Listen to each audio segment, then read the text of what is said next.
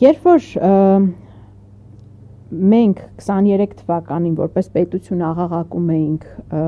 Արցախում ցեղասպանության մասին, Իսրայելում մարդիկ սենց խառնվել էին իրար, ասում էին հոп կներեք, այնտեղ ձեր մոտ ինչ-որ պատերազմական վիճակ է, կարող է ինչ-որ առանձին հանցանքներ լինել, բայց խնդրում եմ ցեղասպանության անվանը չկպնեք, որովհետև այդ նսեմացումը ցեղասպանությունը մեր հետ ա եղել, այդ լուրջ հանցագործությունը, դրա համար լուրջ հիմքեր են պետք, դրա համար մենք միջազգային հանրությունով միավորել ենք մեր ջանքերը, ամենածանր պատիժներն ենք դրել։ Հիմա համարյա տենց մի բան էլ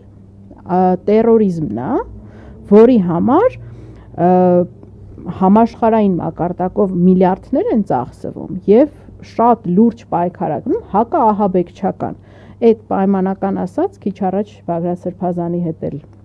ԱԱԾ մեկուսանում դրա մասին էինք խոսում, ողջույններ էր փոխանցում եւ զորակցություն քաղբանտարկյալներ Նարեկ Սամսոնյանին եւ Վազգեն Սաղաթելյանին։